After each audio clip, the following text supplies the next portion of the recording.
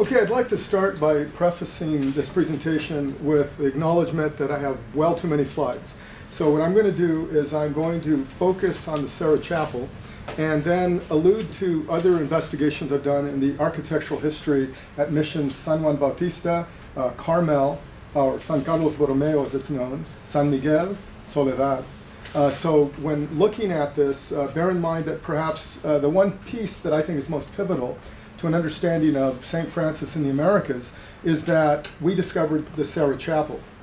For those of you that are unfamiliar with Fray Junipero Serra, he was an individual who, by virtue of his evangelization of California, introduced the first Christian houses of worship in California. Well, the archaeology in this particular case becomes significant by virtue of the fact that the objective of Fray Junipero Serra in the sacred expedition out of Baja California was that they were going to transit from Baja California to Alta California. There was no border then, but the Provincia de California, and in the process make their way to the Monterey Bay, Monterey. And it was at that site that he was to establish the second mission devoted to a Catholic saint. And in this particular case, it was San Carlos Borromeo de Monterey, and the mission founding that he did or established at Monterey was that of San Carlos de Monterey. In fact, the Carmel mission came to be known by him during his lifetime as San Carlos de Monterey.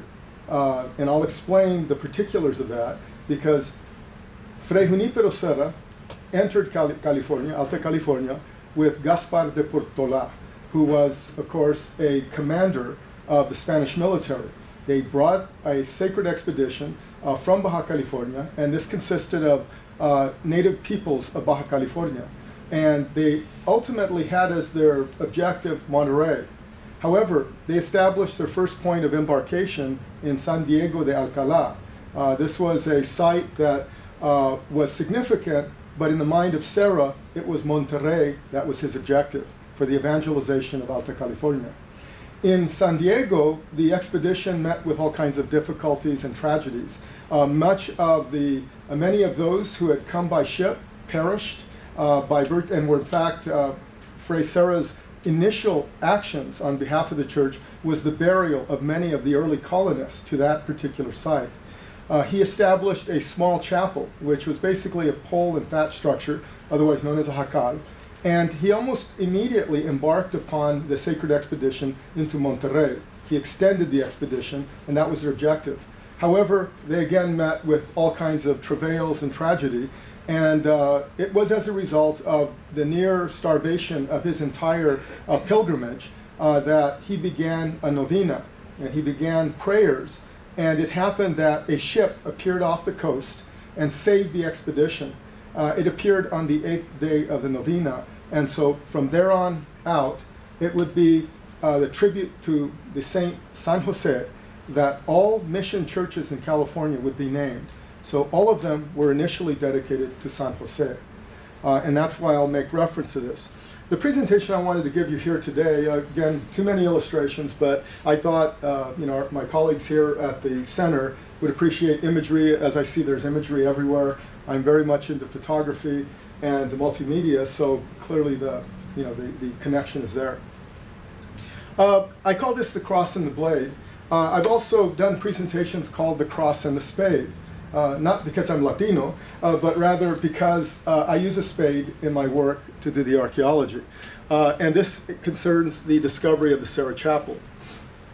I wanted to start with this quote by Alice Kehoe, a prominent American archaeologist, who in the course of investigating archaeological sites in North America that have an indigenous pedigree, she says, and I quote, "It must be stressed that archaeology as the study of human occupation of the American continent is incompatible with the mission of the schools in the USA."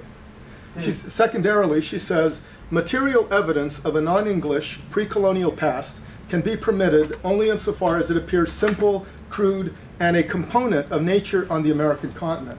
Again, Alice Kehoe, 1994. The reason I bring this into play here, because over the last couple of days, we've conducted interviews in which I've attempted to address issues in the California missions, and more broadly in the Hispanic tradition in North America. And oftentimes that tradition is denigrated or basically swept under the carpet as an epiphenomenon of American history.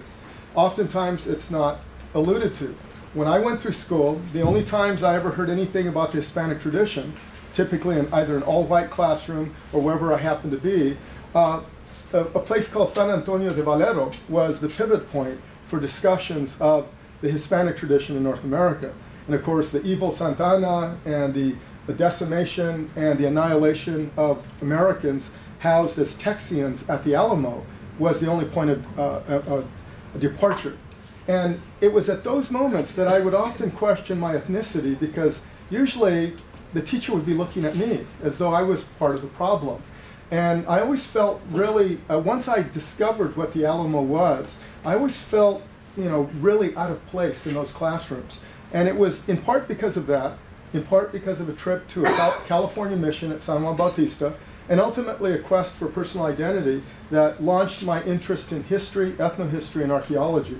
So I start with this because my experience in public schools was this, that the indigenous and Hispanicist ancestries that I am identified with by virtue of my Yaqui Indian heritage as well as my Hispanic roots was not pertinent to American history.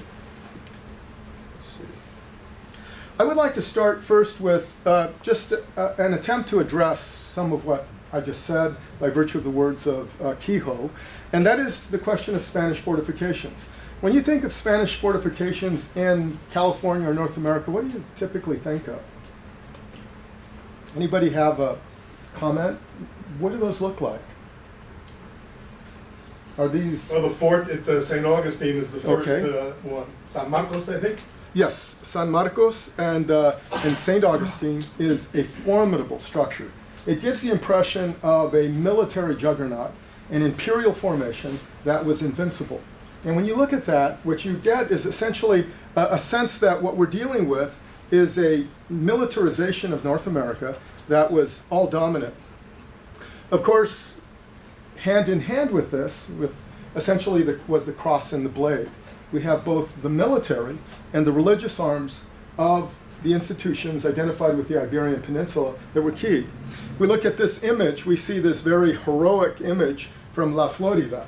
And Florida, of course, is that area identified, at least for most Americans, with anything Spanish. In fact, I might want to note that one of the first churches in North America is in fact in Florida, in San Agustin. They also have the Fountain of Youth. I did buy some of the water, it didn't help. When we think of the mission program in La Florida, what do you typically think of? How many of you were aware that there were missions in Florida? Of course, I would imagine. But the reality is that when you really begin to explore, because we in California like to be very East Coast or West Coast centric, or left coast as some say, and we imagine ourselves the center of the universe. We imagine ourselves as an island. And if you look at the early maps of California, it was depicted as an island. And I won't go into that now, but so we imagine that we have a lock on the missionary program. The reality is there were missions all over North America. And Florida was one of those places where there were almost over 130 missions and settlements identified with that early occupation, beginning in 1554 with the first mission and the first friar by the name of Mendoza in North America. And I might note that it is in this area that we have San Agustin, where we have the fortress of San Marcos. We have a place called Nombre de Dios, which is, in fact, that first church. And I happened to have arrived there a couple of years ago. I have this ongoing negotiation with my family, my two young daughters and my wife, is that I'll go anywhere with them. I'll go anywhere we can go, as long as there's something there related to what I refer to as the Mexican diaspora, and they have to give me at least a day or two to photograph it or to collect documents. And so it was Disney World. My wife had always wanted to go to Disney World. She had never told me that. She doesn't tell me a lot of things. But among them was that wish. And so my daughters were very excited. They wanted to go. And I said, well, I'll go on the condition that you give me a day or two to see the fortifications on the East Coast. And they were very good about it. I spent 2 whole days exploring and photographing these sites.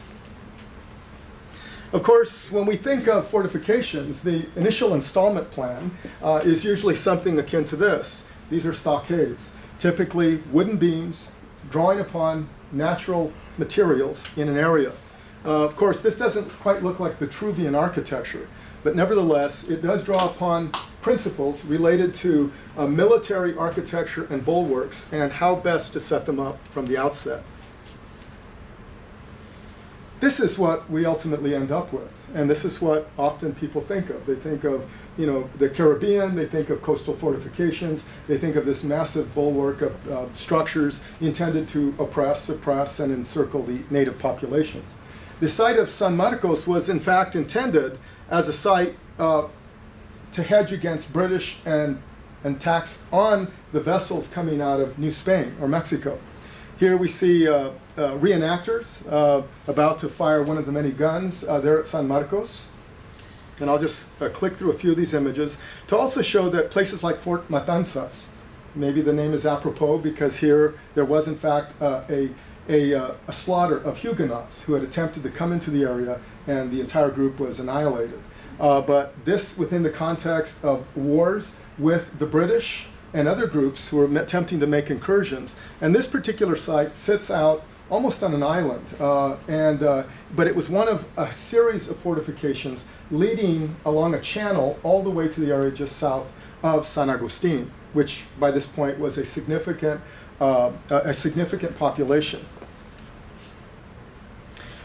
Here in this particular structure at Fort Matanzas, we had a number of engagements in which the Spanish defended against British warships that had attempted to enter the channel, and they could fire cannons sufficiently that the British decided they didn't want to get any closer. They knew that they would be faced with multiple installations that could very easily take out any of their ships. We have the basic configuration of sites like this. And in this particular case, there is a site just south just north of San Agustin known as Fort Mose. How many of you are familiar with Fort Mose? Fort Mose was one of the first free African-American colonies in North America. Why was it free? Well, the British were enslaving the African populations, and the Spanish were giving refuge to those same populations so long as they wore uniforms and basically served as soldiers in installations to defend against the northern bulwark. They became citizens of the Spanish Empire, and at Fort Mose, this is one of their installations. Here we see in a museum that's been built. The site is largely archaeological now. What we have is a museum devoted to the African-American presence there in Florida, or La Florida as it was known. And you see a number of assaults and attacks that occurred in which the population was literally forced south towards the community of San Agustin so that these groups could kind of reconsolidate and then reestablish their fort. So they were constantly under attack. You might note that there were Indian militias involved in those battles, with both the African Americans and the Indian militias that had joined them against the British on behalf of the Spanish. Here in San Agustin de Tucson, not to be confused with St. Augustine, Florida, we have a recreation of a Presidio complex. So it begins to give you a sense of the very frontier nature of installations in places like the Sonoran Desert, which was, of course, the domain of Father Eusebio Francisco Quino, who, of course, was a Jesuit. We don't hold that against him, but nevertheless, he was one of those who, heroically served as a pathfinder into much of the Southwest. I might note that the archaeology that was done here, you note these foundations here, that's actually where this reconstruction should have been built, because it's in the middle of downtown Tucson. They had to accommodate shifting the reconstruction back several feet. You note the interiors that have been reconstructed to give a sense, murals have been painted to give a sense of what life might have been like in these facilities. And then, of course, you have a series of murals that depict the soldados de cuera. Cuera because they're, of course, wearing leather-jacketed uniforms, which were very effective against arrows, but not necessarily musket balls. When we shift from those characterizations of the military presence of the Spanish in North America In California, what we have is El Presidio Real de San Carlos de Monterey. San Carlos Borromeo was essentially one of those individuals who served as the architect of the Council of Trent. And he, on behalf of the Vatican, on behalf of the Council, basically set in motion the first building codes for churches and other structures in the Americas. And Father Serra saw him as one of his patronal saints, and thereby named the mission, the first mission, which was a joint military and church venture at Monterey, after this particular saint. When we look at this is the facade before restoration. I've been working with these folks for some years. At the very top, we have a depiction in stone of La Virgen de Guadalupe. And it is one of the oldest such stone-cut monuments representing the Virgen anywhere west of the Mississippi. And it remains intact. It was recently restored. In fact, we on the California Missions Foundation Board of Directors paid a good chunk of money to a conservator to get, basically take her to Hollywood and give her the ultimate makeover. And in that makeover, her face was restored in a fashion. And it was all part of a dialogue and discussion that went on for some time, because some restorers who were, well-meaning parishioners decided that the only way to fix her face, because it was eroding away because of the salts, was to put some nails in her face and then put cement and then try to fabricate a face looking forward. Well, for those of you that know La Virgen, at least the one from Tepeyac, she doesn't necessarily face you directly. And so the recent restoration saw that the rest of the figure was very clearly based on the original tilma of Juan Diego, and so they portrayed her accordingly. I might note that this is a site on the National Register of Historic Places, but in their wisdom, the National Register decided that they would only approve the facade of the building as a National Register treasure. And that's not untypical of the way Congress and national parks and other groups have essentially excluded full consideration of Hispanic and indigenous traditions west of the Mississippi. After all, Congress is east of the Mississippi, and we know Congress has a propensity for making all kinds of decisions that are really considered for our well-being. But anyway, this is a painting based on another that I've seen at Chapultepec Castle, in which we see Fray Junípero Miguel Joseph Serra y Abraham, otherwise known as Fray Junípero Serra, after his saint, taking basically the Last Sacrament in a painting that has been attributed to coming as close as possible to depicting Serra in his last days. Elements of the altar, you will note, include the tabernacle, candles, a prayer book, and then a small crucifix right above the tabernacle. Today, we have, courtesy of Harry Downey, a diocesan conservator, a giant crucifix.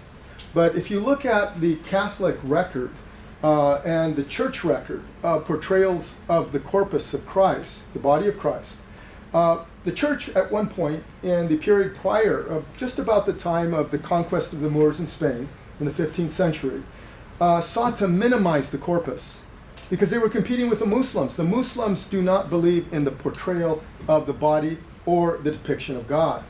And the church began to reconsider its position and role from about the 14th century onward. And so the effort was to minimize, and there were even discussions of eliminating, portrayals of the body of Christ on the crucifix.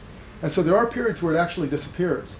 And so what they did in the churches of North America, the crucifix is normally a small affair. It does depict the corpus, but it's been minimized. In the modern reconstructions of some of these churches, we're so proud of our Christian heritage that some pastors have taken to building these gigantic crucifix structures. These are inappropriate for such restorations. Well, the site that I'm referring to here, El Presidio Real de San Carlos de Monterey, and its chapel, is a site that has been represented repeatedly. But a Spanish artist who was aboard a ship entered the area in 1791, returned in 1792. And at that time, the entire Presidio complex, which had been there since about 1770, June 3rd of 1770, was undergoing reconstruction.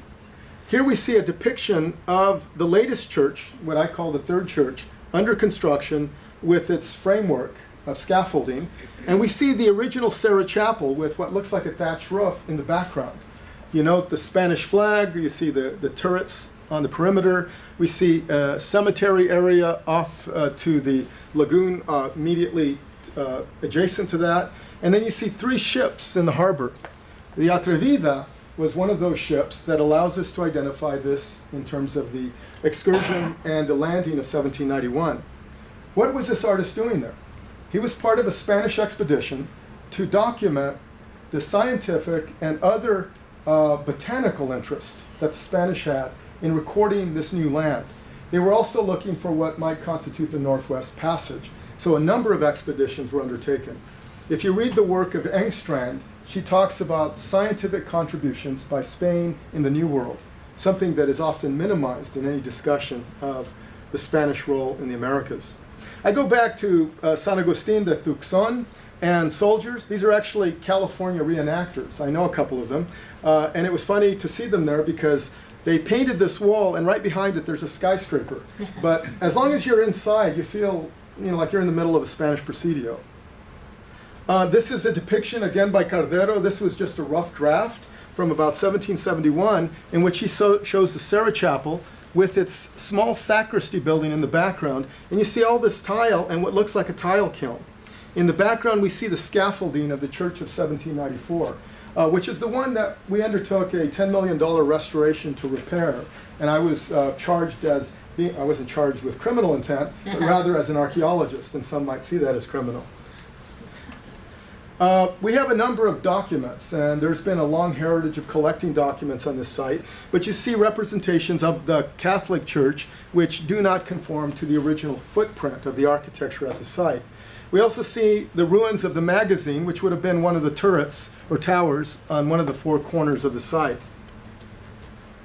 We see depictions from 1847 in this case, and we see the baptistry structure that long since disappeared. It was dismantled in about 1857 when they began construction of a transept paid for by one of the early California families, the Pachecos. So, back in 2006, I was called upon by conservators and the program to undertake an archaeological investigation. They were interested primarily on whether or not the foundation of the building was substantial enough to justify a restoration that didn't require a complete retrofit. And so we trenched around the entire perimeter of the building. By the time we were done, I had logged in 14 trenches. And of course, it went all the way around the building. I call them the trenches of the cross. But ultimately, it allowed us to interpret the configuration of earlier buildings on this site. We began pulling up horseshoes, ceramics, tiles, handles of various vessels that had been recycled for other uses. We began producing a large body of ceramics that really gave a sense of the very cosmopolitan character of the site. We have Mexican Indian ceramics that the only difference between the Hispanic and the indigenous traditions in the ceramics were that these were tin glazed or lead glazed. Don't eat your parched grasshoppers out of lead-based vessels. Here we see again Mexican Indian pieces side by side with British wares, feather edge, because they were going around Spanish prescriptions against trade with them. Here we see Asian wares, and we found these in abundance. These would have been the kinds of wares that officers would have used. And then, of course, recycled copper, in this case, converted into a smoking tube. And in this particular case, the day we found this, the archivist from the Diocese of Monterey walked around the building, saw that I was examining this object, and I told him what I'd found. He goes, "That looks like a smoking tube." He says, "Just this morning I found a document written by one of the priests in which he complained about the Mexican soldiers of a later period. And he went on and on about why can't they be more like Protestants and not smoke and not drink and not carouse." And he went on and on and on. Well, we found evidence that they were smoking up in the bell tower. Okay, I now move to perhaps the most significant element in this discussion, at least for me, and I think for the project for St. Francis, because this was technically the earliest archaeologically recovered or identified structure identified with Father Junipero Serra anywhere in California. It is also the first Christian house of worship for which we have archaeological evidence that was ever built in Alta California. This is the site, and the way this story began is after my initial investigations at the Royal Presidio in 2006, I excavated a series of units. There were 7 pits dug around the structure by directive of the architectural conservator, and we got into some debates. He's an architectural conservator, but Spanish colonial architecture was not really his forte. I've looked at the manuscripts of the anonymous architect in Mexico City, and they're very clear that Vitruvian architecture and ratios of wall height to foundation depth were inherent in these constructions. No matter how primitive they might look, they were made from local materials, but using techniques that can span all the way back to the Roman period. Well, one day while doing work at Mission San Juan Bautista, because I'm the curator there, I was called by the project director, and she said, "Rubén, did you authorize the contractors to reinitiate excavation around the church?" This was in 2008, after a project that spanned almost 8 months of continuous excavation in 2007, where we recovered thousands of artifacts. Well, in 2008, I received this phone call, and I said, "I've not authorized that." And so the project director said, "I think you better get out here as soon as you can. We might have a problem." And she informed me that in attempting to remove some tile, because I was told there would be no excavation in front of this structure from 1794, the contractor decided, "Oh, well, we found some dark, black, mushy soil, and we've got to remove it. It's not good for, the installation." Well, that dark soil is called midden by archaeologists, and it is the organic remains of human presence on any site. And so, and also she said, "Well, we kind of pulled up a couple of big boulders." Well, the boulders they were pulling up are not native to the site, especially the granite boulders. And so I rushed out from San Juan. I was working with some of my students. I was paying them through a benefactor to rehabilitate the Mission Museum. And I had 2 of my archaeology students, Brenna Wheelis and Esther Kenner. I one day approached them and I said, "We've got all these redwood floors. Would you be willing," I didn't want to offend them, "to do the floors?" They readily volunteered to do that. And so they went through and they rehabilitated all the floors in the museum. Well, I come out here, I find that all this damage had been done. In fact, the diocese has been embarrassed by this. We see foundation footings that have been destroyed. We see large stones, and all of this in an area that for me was perhaps the most significant. We knew that somewhere out here, based on Cardero's drawings, there was the original Serra Chapel, and I basically asked them, "Will there be any excavation?" And they assured me that there would not be. Well, when I got there, there had been major digging going on. I then called my 2 students. I stopped the contractors and the developers, and I then called the 2 students in question who'd been doing floors, and I asked them, "Ladies, would you like to do another floor?" And they said, "What floor?" And I says, "The floor of the Serra Chapel," and they immediately jumped on it. And we were out there literally the next day. Well, here you see my students literally recovering materials, initiating the excavation in the area immediately in the forefront of the church. This individual is of Mutsun Indian or Ohlone descent. Well, the developers, to try to get around the archaeologist who was slowing them down, because I do have issues with them destroying historic fabric, and I do slow them down, but I try to keep them moving forward. Well, they hired 2 Indians who they thought could monitor, and so they then used this as their sifting screen with a giant, the biggest earth mover I'd ever seen, and they were dumping the stuff into this great, and the Indians were collecting the artifacts. And one of them approached me and said, "Dr. Mendoza, I don't feel comfortable doing this. I've never done archaeology before, and they seem to think that because we're Indians, we would know what an artifact looks like." Well, I then stopped that project and told them, "We are going to excavate this area," and they continued. You see this backhoe? They were moving around us constantly. They wouldn't stop the project. And I didn't want to put the diocese in a situation where costs just kept going up. So we continued to work around them. Here you see my students digging right in front of the facade of the third church, dated to 1794. You see my students beginning to recover the pavers, which were granite boulders that were brought from some distance, and they're bringing up the foundations of the original Serra chapel. Well, here you see the foundation, and this was the area where the sanctuary would have been. This is where the altarpiece, and we found in that one area the remains of the original Roman mortar floor. That was about the only area that retained it. So literally beneath the area where Fray Junipero Serra would have conducted Mass, we found the remains of the floor upon which he once stood. So you can imagine my excitement both as a scientist and as a Catholic, standing there in the place where literally a panoply, an entire panorama of the history of North America in the form of the many personalities and celebrities that once stood in this very church was literally right there below my feet. And so I thought of Fray Junipero Serra, Fray Crespi, La Suen. I thought of de Anza, if you want to call him de Anza, it's actually Anza, and the Vallejos and the Alvarados and all the great personalities of that time all stood right there as they entertained the services of the church and partook of the Eucharist. As we went through this foundation here and exposed the footings, we found, for example, an iga. How many of you are familiar with what an iga is? It's H-I-G-A. Well, you can imagine we found it right in the corner of the church, right next to a doorway. And I got excited. I thought, oh my God, this might be the bell clapper of the very bell that Fray Junipero Serra once rang during church services. Well, later I went to, I did further research on this one item.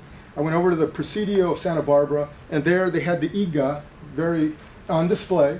And these were basically weights, blanket weights that were used on the blankets used on saddles. And so this was probably, could have been Anza's, blanket, horse blanket. But nevertheless, these items were among the many that were found here. We also found blue stones, blue granite, which is not indigenous to the area. And I now believe that these stones, literally as part of a sacrament of sort, were brought in the ballast of a ship from West Mexico as part of that continuing effort to move the evangelization forward. Of course, that's all speculative, but it's clear that the granite boulders are not local to California. As we did the work, and there was no additional funding to continue this part of the operation, we were just determined to do it. And the contractors kept asking, when are you going to be out of here? When are you going to be out of here? And they couldn't wait for me to leave. And I just tell them, we're going to leave when we darn well please, and when we determine how much damage you people have caused. They were talking to me in those terms, so I talked to them accordingly. But you see that here is the church that stands today with its 1858 transept. And then we see the church of 1794 with its tower, and you see the relationship of the building. Actually, the building would have been about this is only about 2/3 of the building. It would have extended out into the street, but we weren't privy to excavating in the street. So the excavation, interestingly enough, when I had originally projected the location of the Serra Chapel, I thought about it, and I thought, the minimum distance based on the Cardero illustrations, which show the building very close to the church, I thought it would have to be within 8 feet of the building to allow for the scaffolding and a passage between the buildings. Well, guess what? When we excavated this, the distance from here to the back of the building was exactly 8 feet. Later, while doing excavations and trying to find the sacristy, we found a wall, and I projected a 5 by 8 foot structure, just roughly, based on the Cardero illustrations. And I was 20 centimeters short of the actual dimensions of the building. So I don't know what that's about. Maybe Junipero Serra was speaking to me, but he would have been speaking to me in varas, not necessarily an English form of measurement. Here we see, as we continued the investigation, here you see my stippled lines here that show what I was projecting. I drew this before we actually found it. And then when we did the actual drawing, it fit right over that. And I left the stipple lines to show what I was originally projecting. Sidewalks, And then, of course, a host of buildings began to appear as we excavated and I documented. We discovered the Padres' quarters, the arcade. We found the baptistry of stone from 1810. We found a massive terrace footing, which the site geologist and the engineer basically assured me that the stones that we were finding were natural. They were indigenous. That is not an architectural feature, and we're removing it. I said, no, you're not. This, in fact, he's a structural engineer and should have known that the massive stone under this corner of the 1858 transept, if removed, would destabilize the building. He was determined to move it because he couldn't put his trench through there, you know, the French drain. And I kept arguing with him, so he got on the phone, called a geologist who drove all the way from San Francisco, and as soon as he dropped down into the trench with one of my students asked, so is it architectural or is it natural? And the geologist said, no, this is clearly an architectural feature. And of course, that upset the engineer, and I ended up in bad graces with him. But we saved the foundation, and it was determined this was a terrace, behind which we found massive amounts of trash, ceramics, every imaginable kind of artifact. We then found the adobe sacristy of 1810, and we even found the vestments room that was indicated in early documents. And then we found the soldiers' quarters here, and we even found in the wall a wooden element that the architectural conservator couldn't identify. I looked at it and I said, that's a ridgepole. And that places our building right here, and sure enough, we found the other foundation shortly thereafter. Here you see the Serra Chapel. Of course, it would have been elongated. These are my field drawings. And we have what I projected as the sacristia of 1791, and of course, materials from the excavation proper. I was using forensic numbers because they weren't giving us time to properly record this. So I needed a way to indicate on my maps what we were looking at. Here you see the 1794 structure, which would have been the third church, and here what ultimately we determined to be the second church, and here a view from the tower of that structure under excavation. Interestingly, after we discovered that, the engineers and the developers were intent on running a trench right through the building, and I kept telling you're not doing that. And they kept insisting that they had to, they had no choice. I said, you've got trenches everywhere, you can reuse those, and they were unwilling to do that. And ultimately what happened was, on the, I was absolutely certain that we had found the Serra Chapel, but you know, I don't rely on my own opinion. I have to base it on other forms of information. And so the project archaeologist said, Rubén, this seems like this would be important, don't you think? And I said, yes, I think it's very important. It would represent the earliest evangelization of architecture identified with the first Christian house of worship.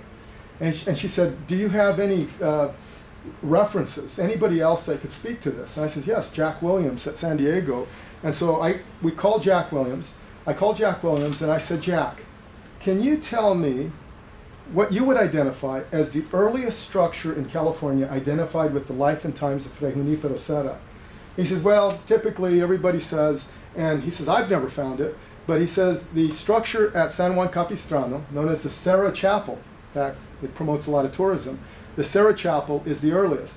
He says most people claim that he was there in the 1780s, I think the date was 1778.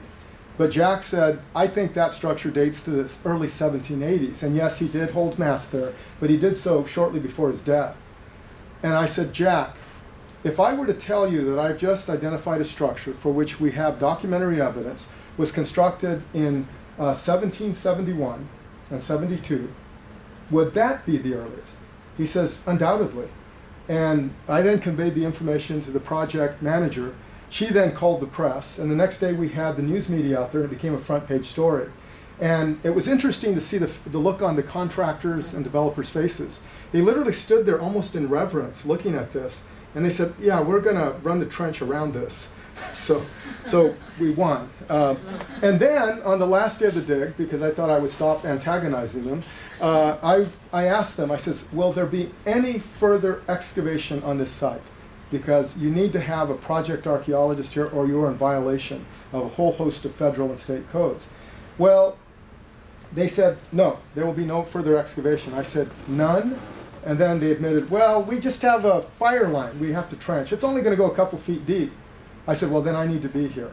And I says, I can save you some money and some time, but we're going to do it my way, because if we don't, then it's going to complicate our ability to record the information being damaged, essentially. And so I says, if you can get a backhoe operator out here, and I use the forensic numbers, and I work closely with them, we can have it done in one day. And so we did. We trenched this trench basically on the west half of the church. And as we trenched, I would tell the backhoe operator, you're about to strike the foundations of a building. And he'd go, how do you know that? And I said, because I've been studying this site, and I have other maps that would, and sure enough, he'd hit a foundation. And then I'd tell him, you're about to hit another foundation. Boom, he did another one. But then he hit a series of features that I didn't have an explanation for. And interestingly enough, right about in here, we struck what was a decomposed granite footing, which was nowhere on any of our maps. And there were charred posts still embedded. And I realized then that based on the earlier descriptions by Commander Fajes and others, that the church Serra built was built against an earlier structure that had been a warehouse, but that had been converted into the first church on the site in 1770. And they literally held a high mass in there in a warehouse with a provisional temporary altar.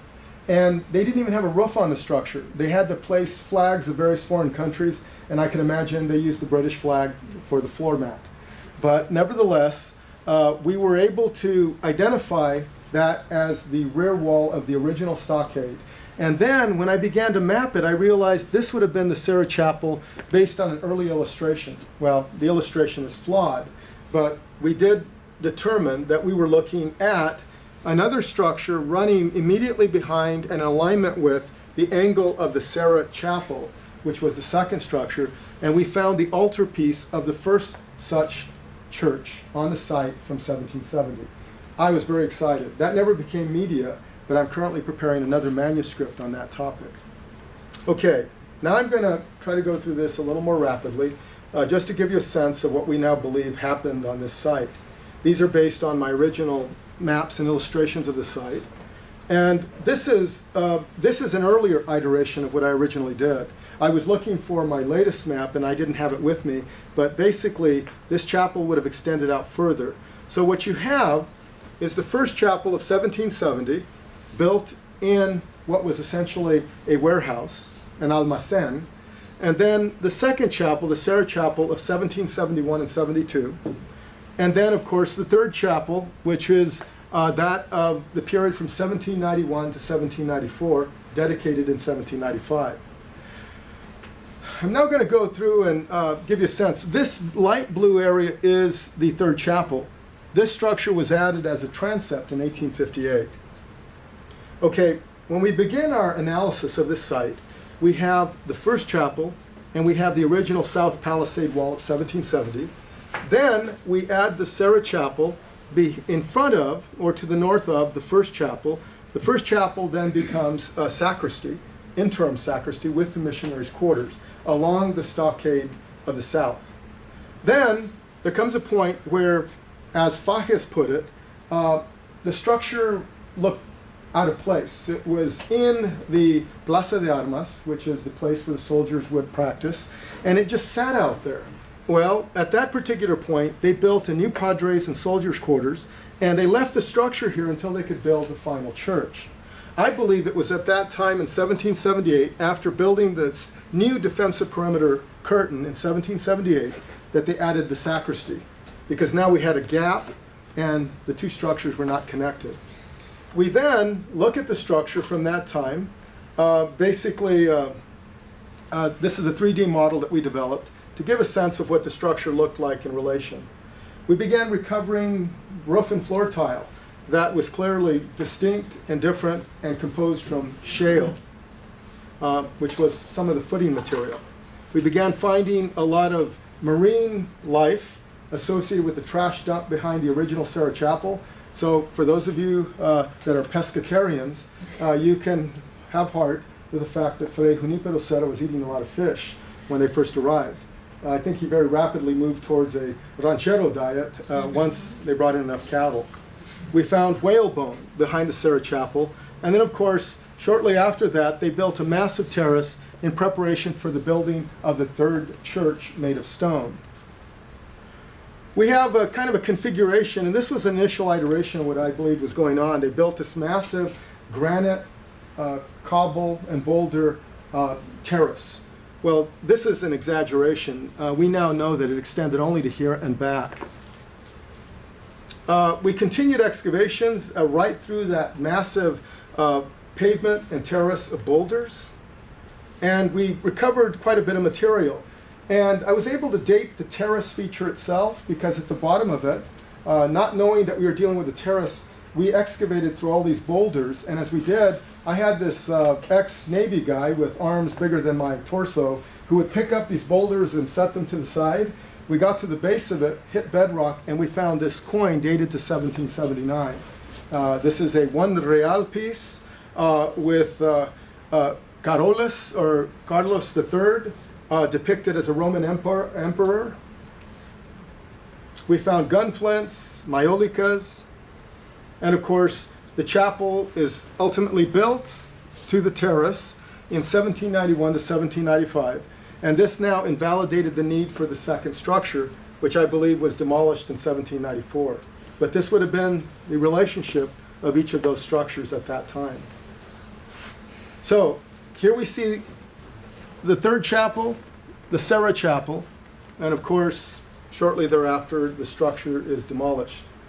As we excavated around the perimeter, a previous archaeologist who was not familiar with the Hispanic architectural tradition excavated down 2 feet, and when his students hit what they thought was bedrock, he told them to stop.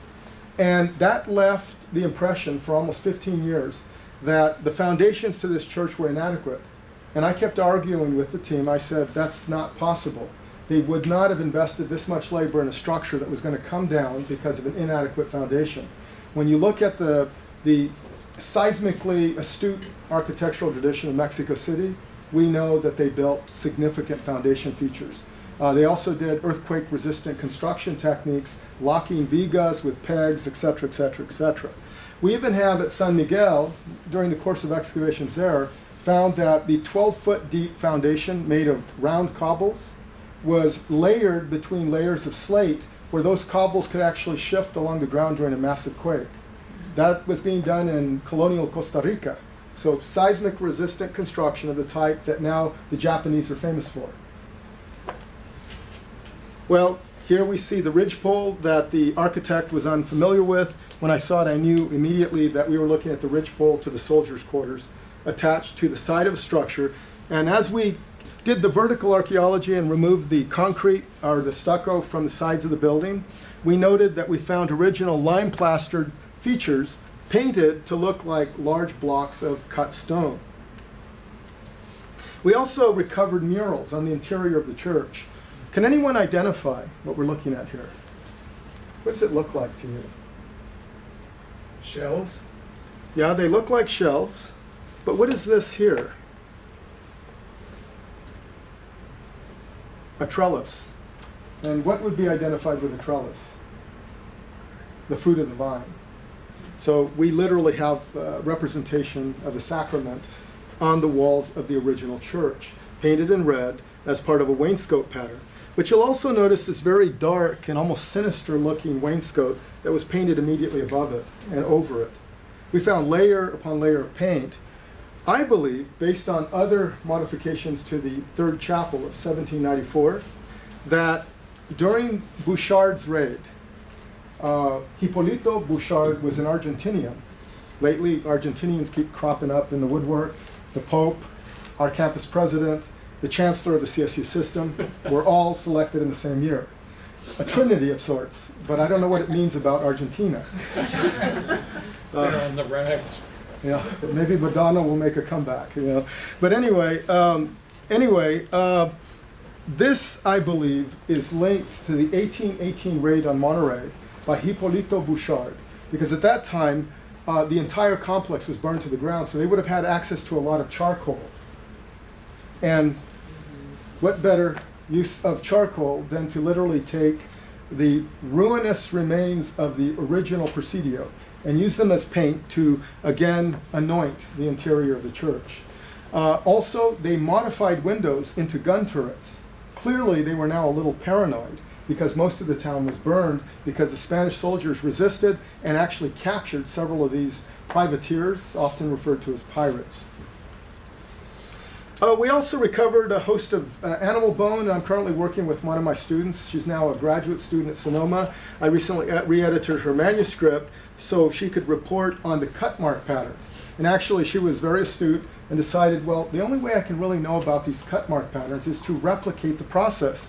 So she and one of my other students, Jennifer and David, decided that they were going to replicate it. I filmed it and photographed it, and they brought in these big hunks of meat. He was working in a butcher shop. So he brought in these big hunks of meat, and a blacksmith that I've been working with who replicates Spanish colonial hardware actually came in and replicated tools of the period. And then they used them and they just started chopping away and sawing and cutting, and we replicated the cut marks of the bones discovered at the Presidio, and she's about to publish that report. Here we see the terrace, the Presidio chapel, and then of course this is what the site is configured as based on the original illustrations.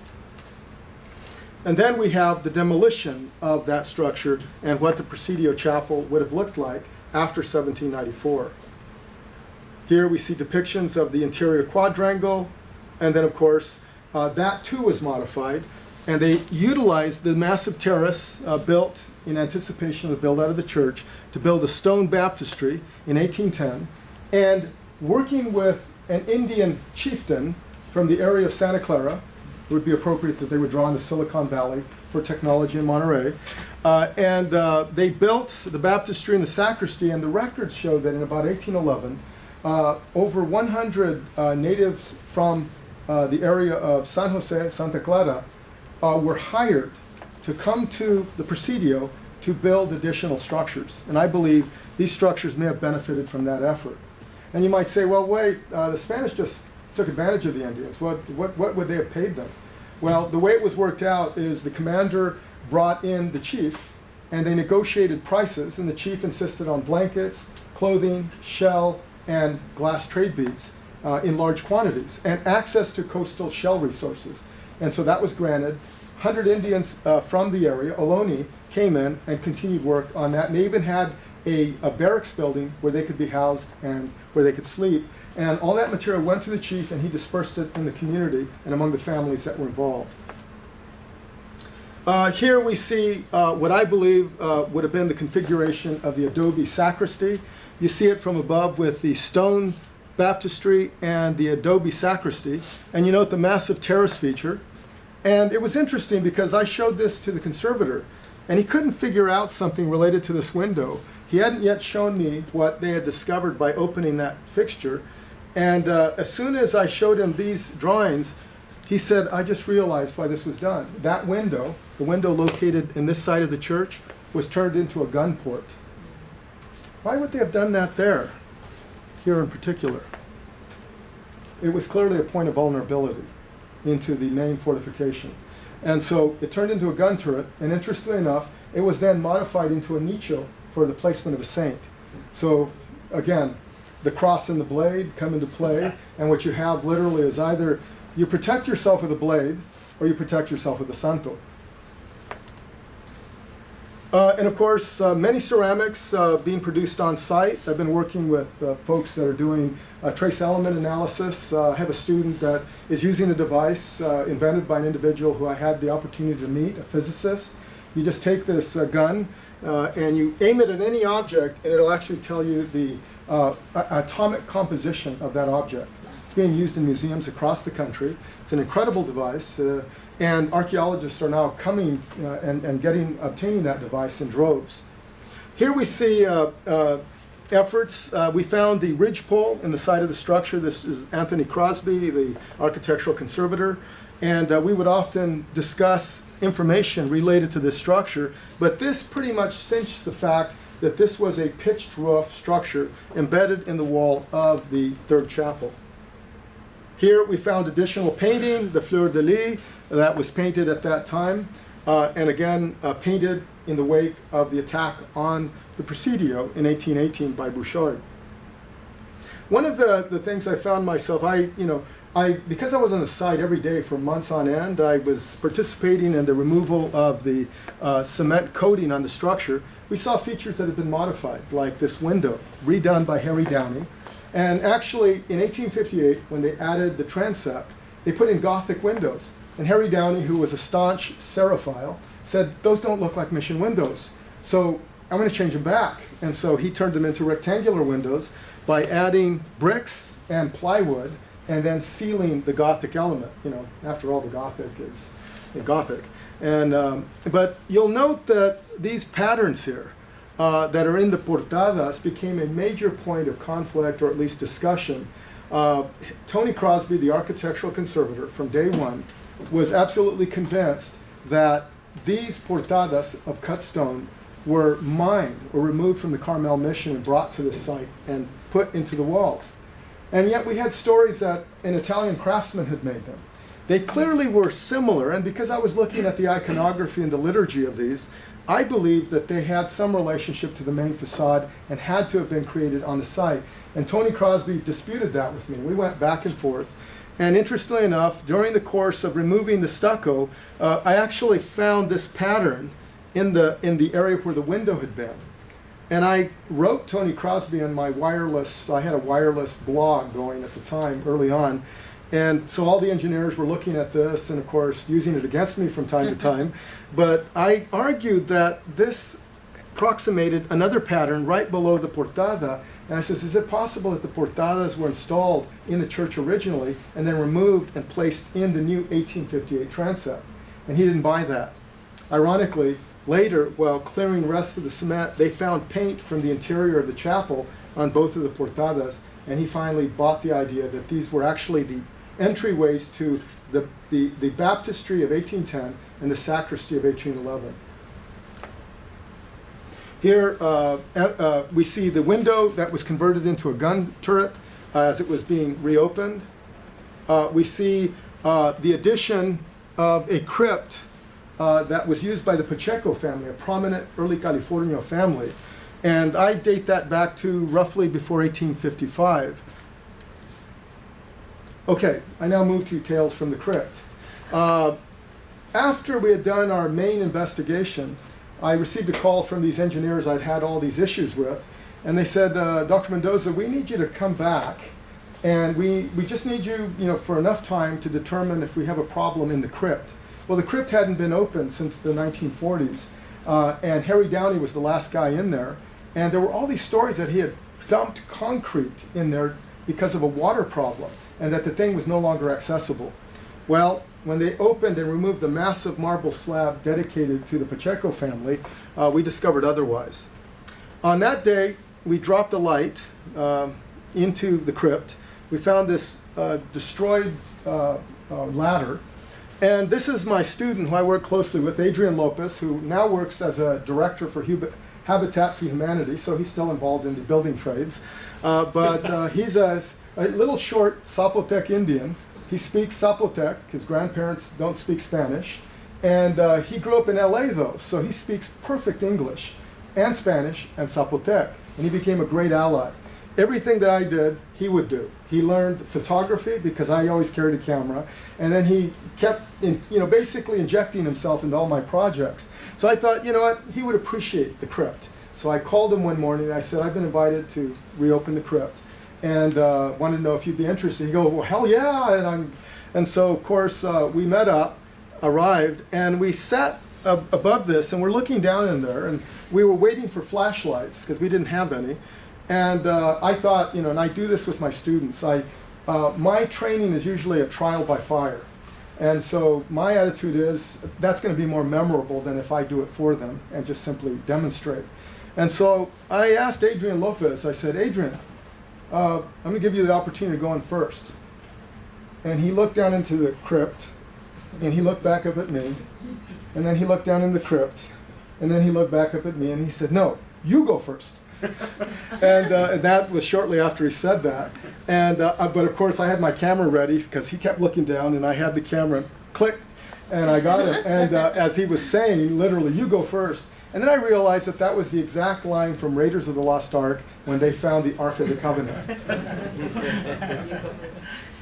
We entered the crypt, and this is what I saw. In fact, after he said, "You go first," I dropped a ladder in there. I climbed down into the darkness, and I made a point of actually turning off my flashlight. And I just remained silent. I stood at the edge of the crypt, and I didn't say anything. And he's still staring down in there. I could see a shadow dropping into the crypt. And also I hear, "Rubén, Rubén." And I didn't answer him. And then, "Dr. Mendoza." I think he thought somehow there would be a response. No response. And then finally, he said, "What's down there? Are you all right?" And I said, "Oh, about 7 bodies." And he became even more reticent to enter. And of course, 7's an important number in the Bible, so it's only appropriate that the Pachecos buried 7 of their family members in this crypt. When he asked, "What's down there?" I said, "Well, 7 bodies, but there's still one crypt available." And it was this one. And you'll note that this is part of a bóveda, and I believe that in 1858 they had to build an Hispanic-style bóveda with Vitruvian principles intact in order to reconceptualize what was basically a block room. And how do I know that? It was a square room or crypt. Before they built the transept, I found redwood planks in one corner that had been preserved when they built the bóveda. So I believe that the Pachecos had this crypt probably from about 1815 to 1820. And then when they built the transept in honor of their deceased son, they had to reinforce it, so they built a massive bóveda and then built this massive structure over it. All of these were filled in with American-era brick, so I know that the crypts likely had the caskets and maybe some minor feature. We found pieces of wood, nails, that clearly held the names of each of these people on the walls of the crypt. And then this brick was clearly later. And according to Harry Downey's accounts, the conservator, who entered this in the 1940s, when he entered the chamber, after it had been sealed for all those years, they found water damage, and they actually found the casket of Father Casanova, who did all kinds of restorations in the 1890s. They found it overturned on the floor. It had literally been floating in there from all the water. Well, he decided to put him in a proper place, so he entombed him in the crypt. But he left one brick out, which was Harry Downey's way of checking in on Father Casanova from time to time. And we actually found Father Casanova's name written right on the crypt wall. Here we found candle holders, the interior of the crypt, which were roughly 10 feet long, and then we found the redwood planks and a crucifix. This is me in the excavations. We excavated a very shallow trench around the perimeter, and we determined that there was very little mud infill. So the engineers were able to go about restoring this structure. So they built the transept of 1858, and this is what the building would have looked like with its Gothic windows in relationship to the infill of the original windows of the 1794 structure. Interestingly enough, they also installed German stained glass windows from the 1850s. They're all now in Central California in a replica of this church, which is largely made out of corrugated metal. One of my students tracked those down.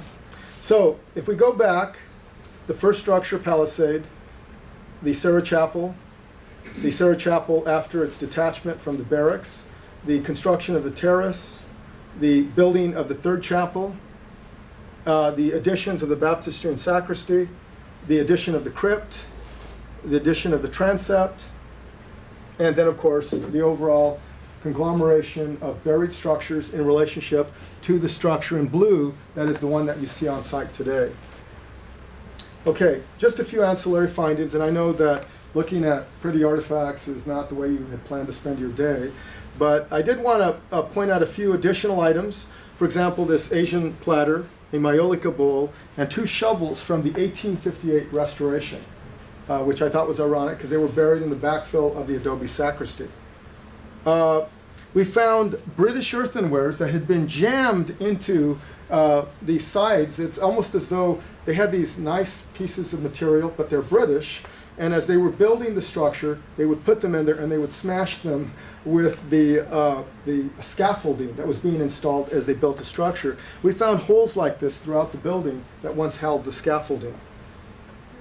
We found a lead plumb bob from an earlier restoration. We found fiber.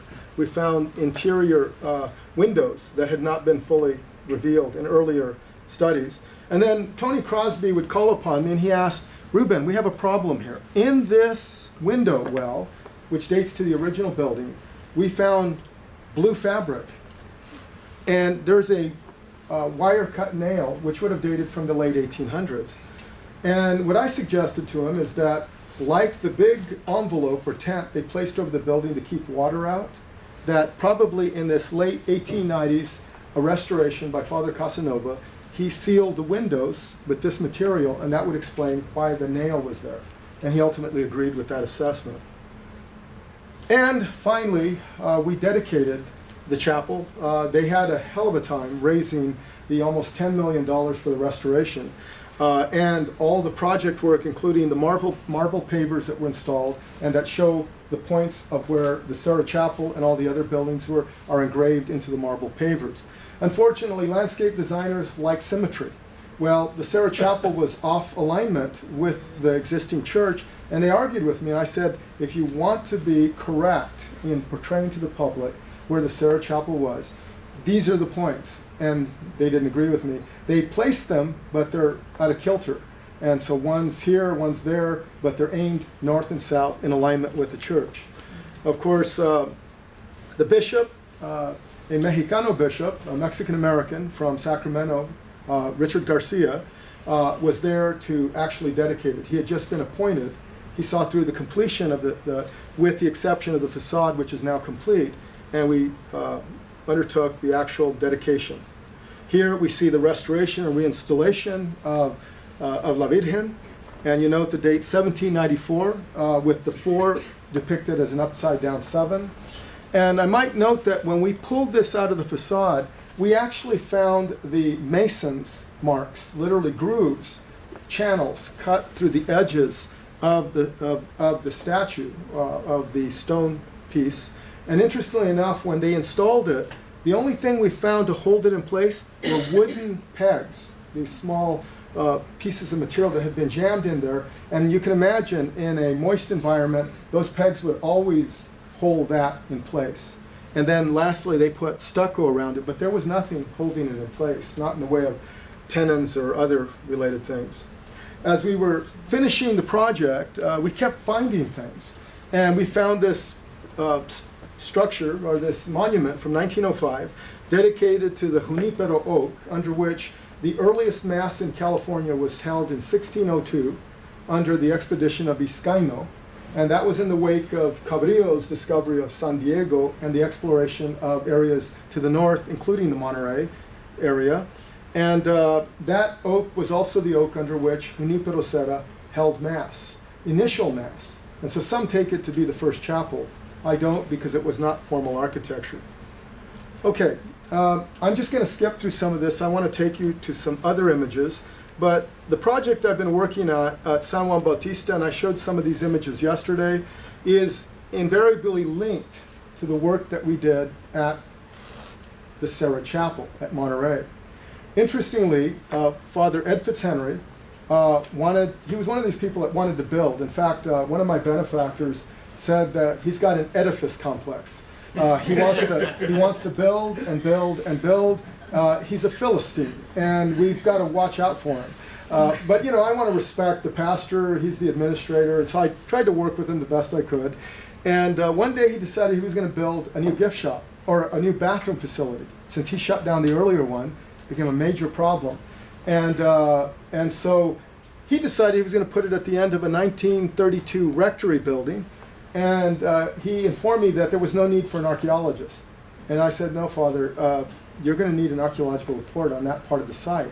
And he kept arguing with me. And I said, Father, you're going to need an archaeological study of that site. He goes, no, I want you to write a historic structure report on the concrete edifice from 1931 and 32. And I did that. But I kept telling him, you're going to need an archaeological assessment. He goes, why? You've dug everywhere else. And I said, that's not the point. The point is that I haven't dug there for one. And second, this is an historic site and you need clearance. Well, ultimately what happened was he wanted to put the toilet right there. And I said, okay, this is a man that liked challenges. I said, Father, tell you what, you hire a backhoe operator, you hire 2 of my students to process the material, and I'll donate 2 of my 2 days to investigating this area, and I'll do it pro bono. And he agreed, especially the part about me doing it for free. And so we started trenching, and as we trenched, we immediately hit the foundation features I'd already warned him about. But then we hit another structure here, and as we started trenching along here, I said, Father, we found a building. He goes, how do you know it's a building? And I didn't want to say, well, I've been doing this for 30 years. I would know that's a building. And instead, I tried to explain to him, when you see a linear alignment of stones dug into a trench, and you see teja roof tiles and floor tiles on one side of it, and sterile soil on the other, you're looking at a building. Well, he was about to do mass, and we found this at the end of the day. He was in his collar, and he literally got down on his knees with his black slacks, and he's down here with a trowel trying to determine that it's not a building.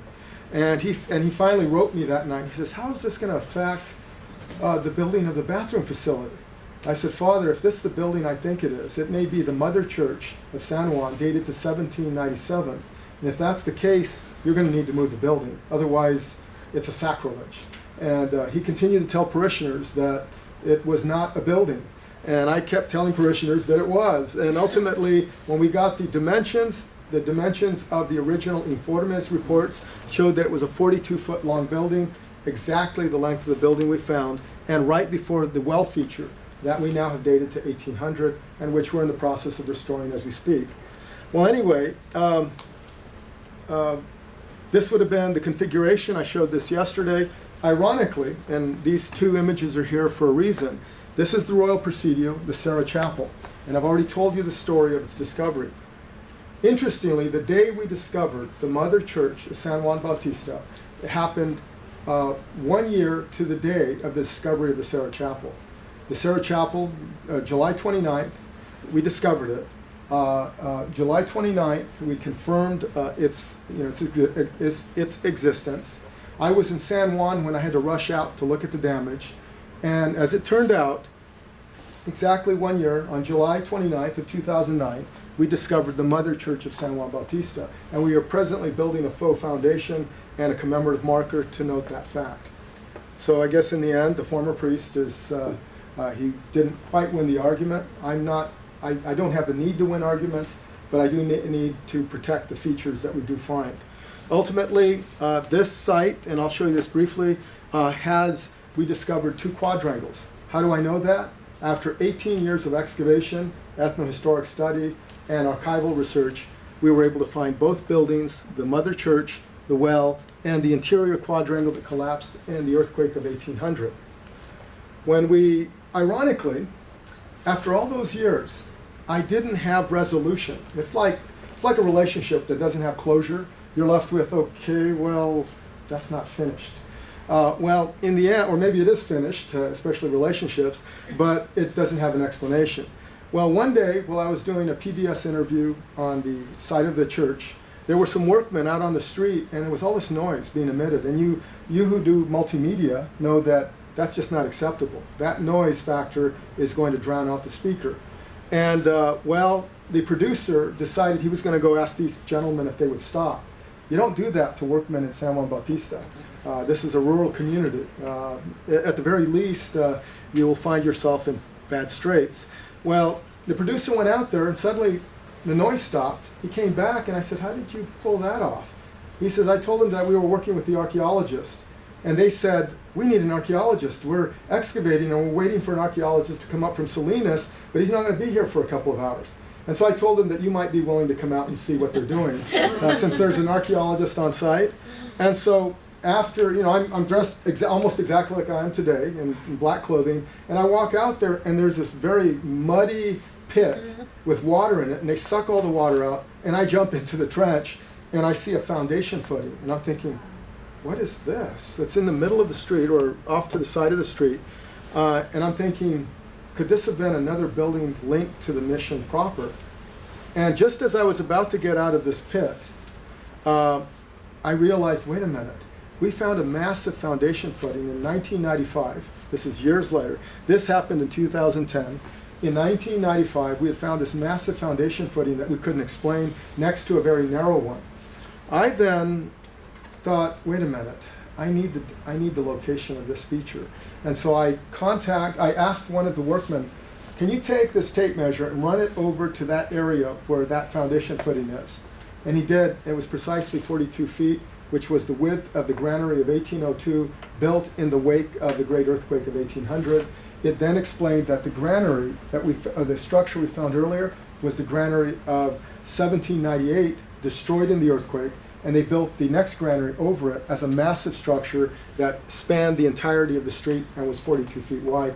That finished my architectural history of the site. Otherwise, I'd still not have closure. And all of this was fortuitous.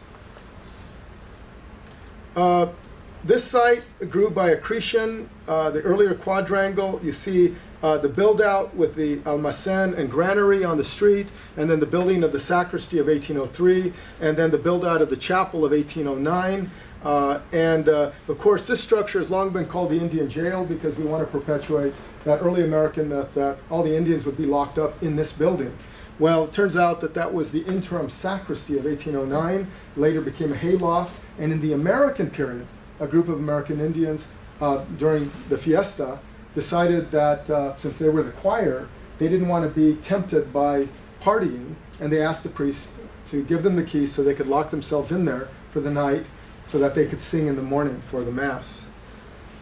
Here we see the build out of the church of 1812, the arcade, the cuartel of 1814, and the so-called drip line or addition of a massive arcade made with fired tile. So when we look at overall what we've discovered at San Juan, combining it with the report I just completed on the architectural history, we have a much more complicated history and tradition in this one community that has often been argued to have only had a church and a single convento or a structure that was never completed. The reality, it's all there. It's right below our feet. And so just because it's hidden from our view doesn't mean it doesn't exist. And one could argue that's the way faith works. Thank you.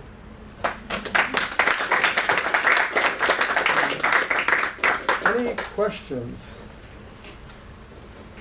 Rubén, those developers were working for the priest, right?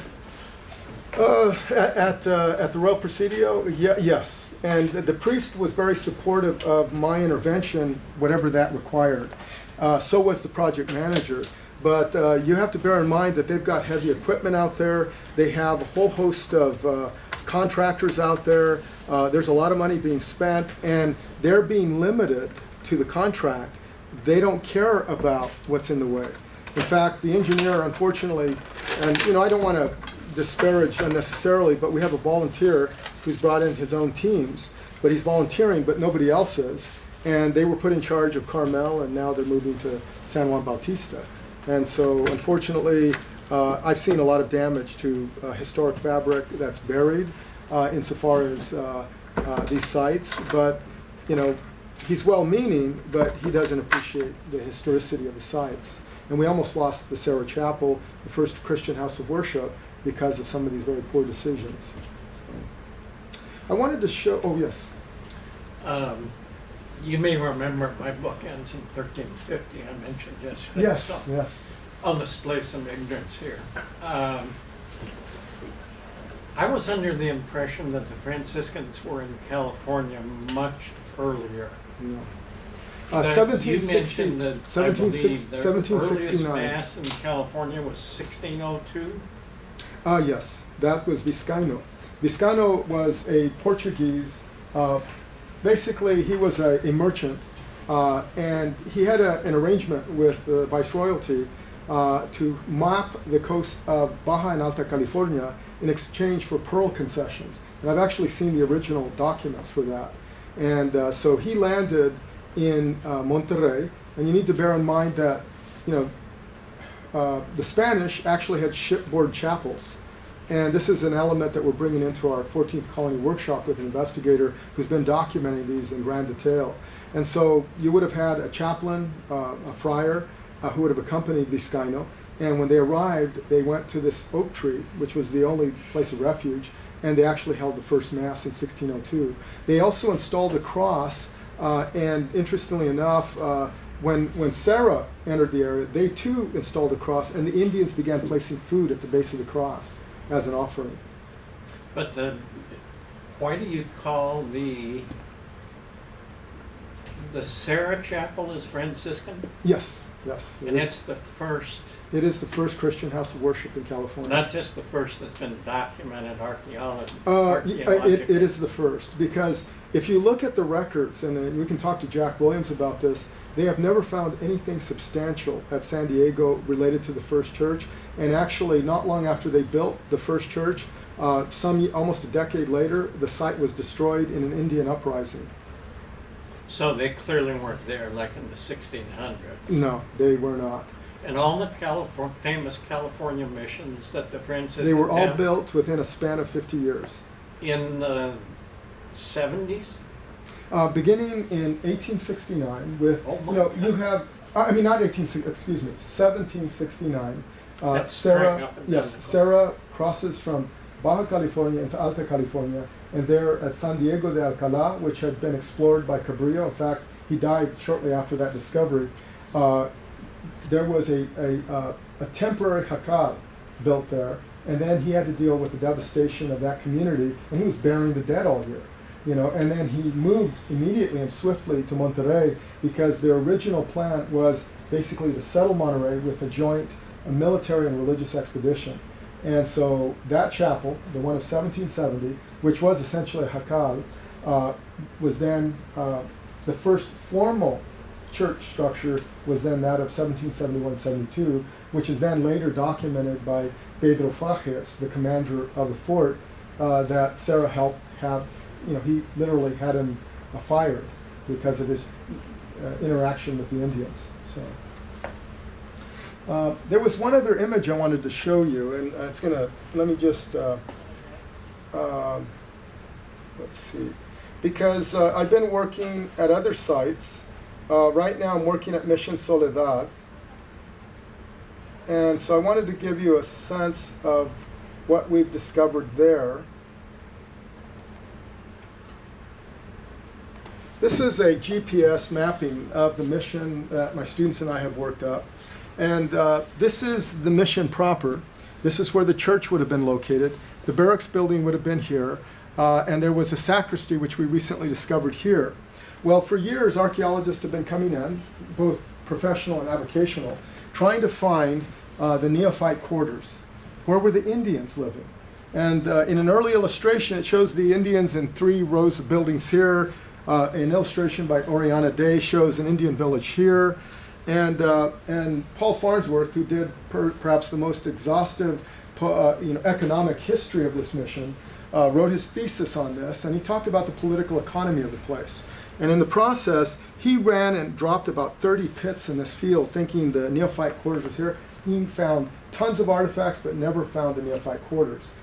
Well, the mission is about to, the Mission Restoration Committee is about to undertake the restoration of this entire complex. And I've been working as a volunteer there, and they recently hired an archaeological firm from the south to pull together all the threads and do some additional testing.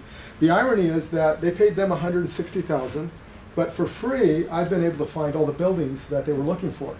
I know, the irony of it all. But anyway, I was out there, and they brought in prospectors, people, geologists, who brought out magnetometers. They brought out resistivity meters.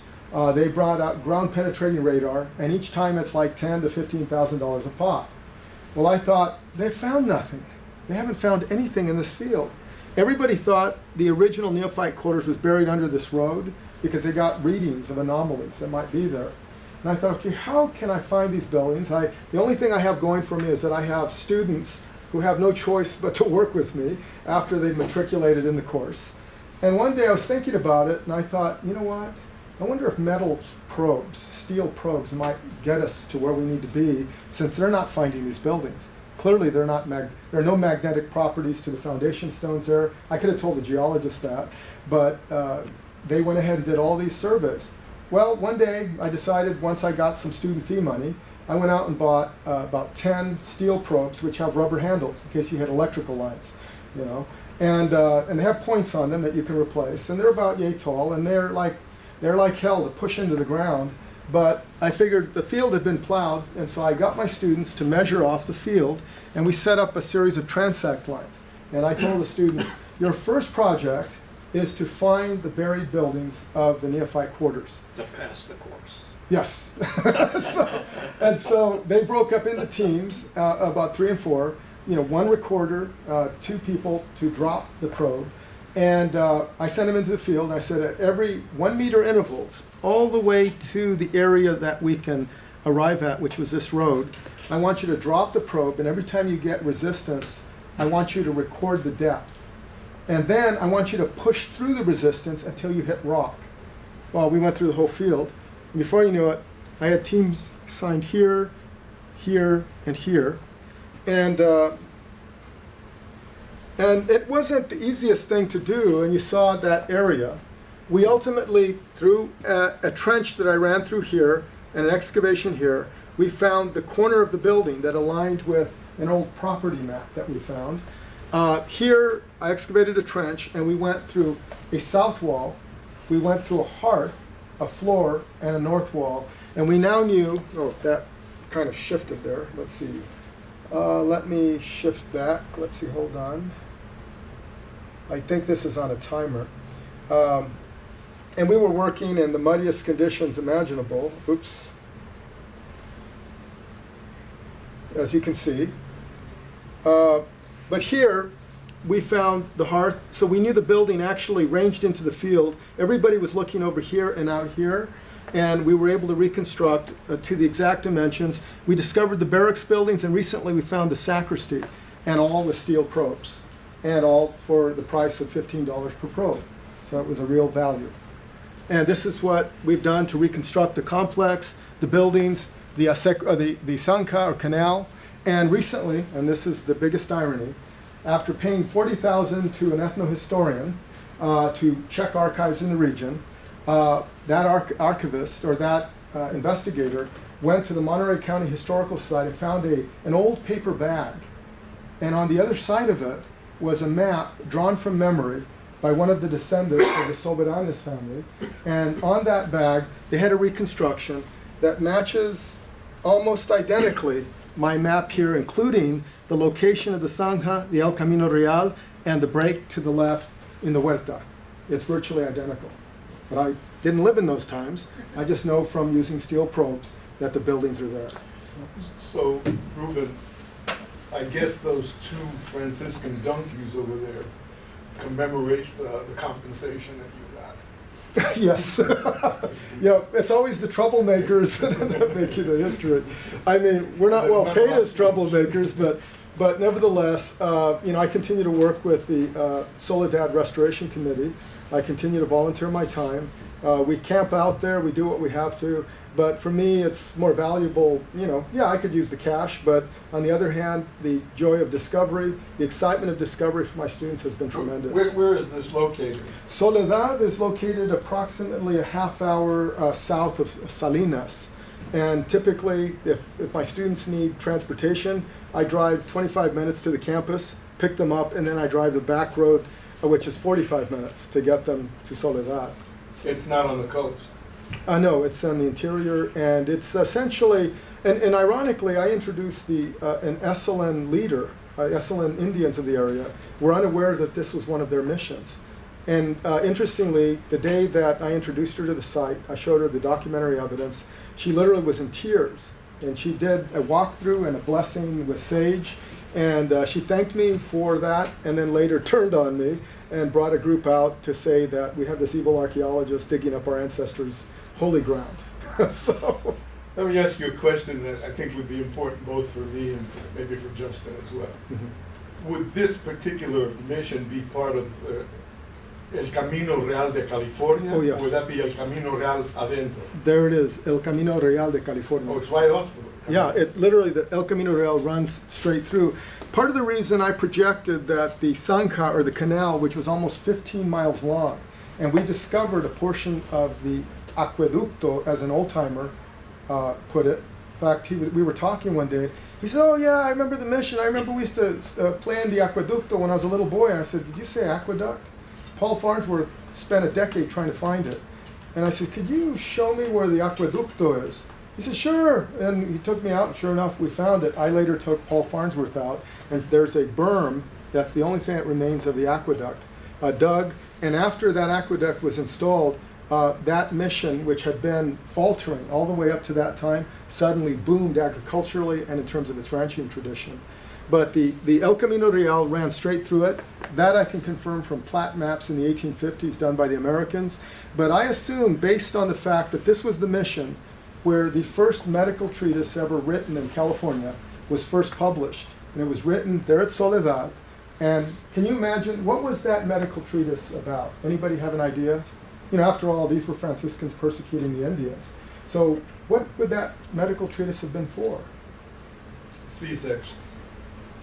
Correct. Caesarean sections. And why might Franciscans who have an interest in caesarean sections? Save the baby. To save the babies of women who have died in childbirth. And one could, if you want to be really cynical, like some of the people that have confronted me about this, you'll say, oh, they were just saving the babies so that they could control them well into the future. But they say in that very document that the idea was to save these Christians, to save these children so that they might grow into citizens, into parishioners, into those that upheld the faith in California. So, one could say there's a mixed agenda there, but they were clearly concerned. And also, for those of you that are not aware, there is documentation that the Franciscans in California actually maintained quarantines on missions where there were, which were part of the larger system. When an outbreak occurred, like in San Jose at one point, the mission at San Juan Bautista was quarantined, and no Europeans were permitted to come into that community.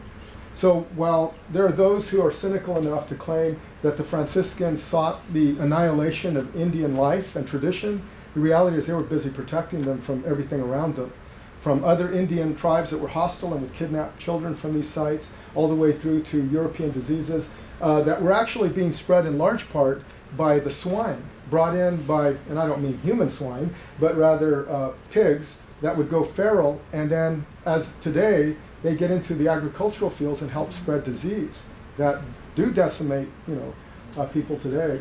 The other thing I might note, and I noted this in the interview, is that the Franciscans were doing something that's almost unheard of in colonial America. Whether you're talking British America or Spanish colonial America, they were actually administering inoculations and vaccines to the Indians. How many of you were aware of that? Do you know how expensive it was to administer such an inoculation in the late 17 and early 1800s? The Franciscans were doing that. They were trying to save, their communities, their indigenous brothers and sisters by virtue of inoculations. And even the British weren't doing that. The Americans weren't doing that. But they did seek this in these, lowly indigenous communities where the only recourse was the decimation of Indian population. At Mission Soledad, what's been determined based on the archaeology of the neophyte quarters, it's very clear that in tandem with the Hispanization of the Indian populations of California, there was a Mexicanization. And I have a chapter in press in a book through the University of Arizona Press. That book is, I've just been told, will be in print in February. And it's the entire book is indigenous missions in the indigenous landscape. And my chapter deals with Soledad and the extent to which the native Californians of Soledad essentially were Mexicanized. And they became essentially walking, talking Mexicans. We found metate fragments for grinding corn. We found evidence of Mexican diets. We found Mexican Indian ceramics. We even have documents from that era in which the Indians are all speaking Spanish. and they're dealing with the alcalde in Monterey, and they're actually voting to determine if they're going to join the Mexican Republic during that takeover. So the Indians had agency. If you look at the documents from the missions of San Antonio, Texas, where I'm doing work with the World Heritage Committee, we have a manuscript that's been translated that came straight out of the archives of the Zacatecan Friary. And it is basically a guide to how to found a mission. And did you know that the Indians in those communities, and the Zacatecan Friars had broad, kind of a broad swath of jurisdiction in the Southwest, the Indians were permitted to vote. They voted for their leaders, their alcaldes.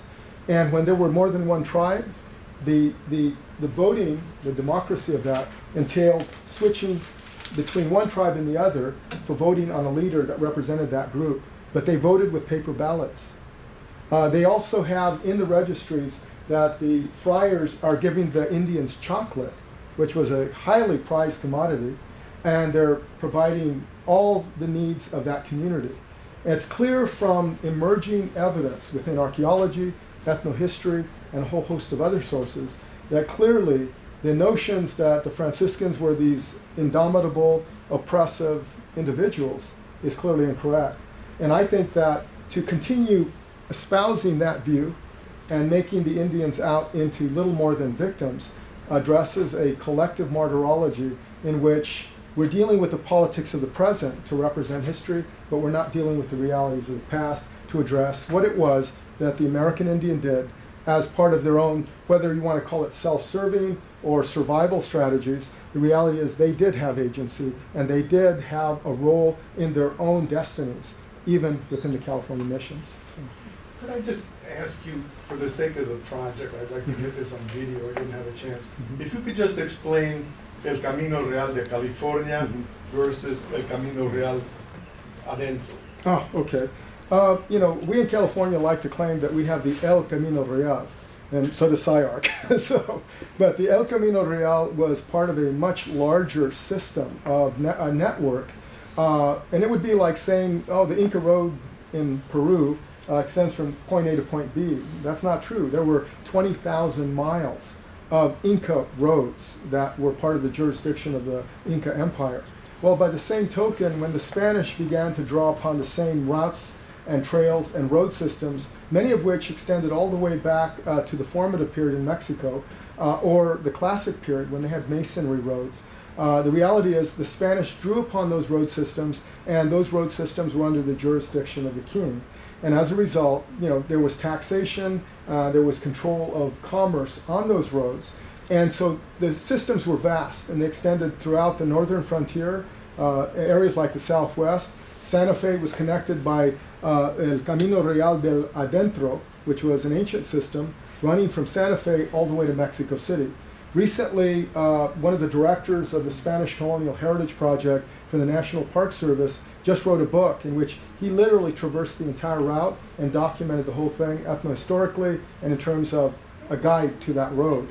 The Anza route, the route taken by Anza into California, is another one that was part of that larger system. The roads from San Blas, which were part of a point of disembarkation for journeys and expeditions to the north, and of course the El Camino Real de California. You also have the Camino Real that extended into Texas and encompassed the missions of that region. And then you have all these spur routes that were part of that. The El Camino Real de Adentro was a major trunk line into the Southwest. And the National Park Service has sent me all these maps that show all these routes as part of this larger system. And you have the El Camino Real de California, but there were two routes. There's also the El Camino Viejo, which extended from Pacheco Pass through the eastern flank of the coastal range of California and through Grapevine Pass. And at the south end of that is the community of San Emigdio, which we now believe was an asistencia, or a mission church for the Indians of that region in the Central Valley. And it had 30 adobes and a chapel. And I interviewed the historian who found it, and this gentleman recorded it in photographs. And when he saw it, the remains of the church were still standing. There was a big cross. And not long after he saw it, the land company that owned the land decided to bulldoze it because they didn't want tourists out there. they were finding Mayolica ceramics from the Spanish colonial period. And we now believe that that community, which has recently been subjected to archaeology, was in fact one of the earliest Hispanic communities in the Central Valley. So San Javier de Bac then would be on the road from central Mexico Yes. to Santa Fe. yes, well, it's actually another trunk line. I mean, not a trunk line, but one of the spur routes that extended into the northern frontier. Of course, it was pioneered by Eusebio Francisco Quino.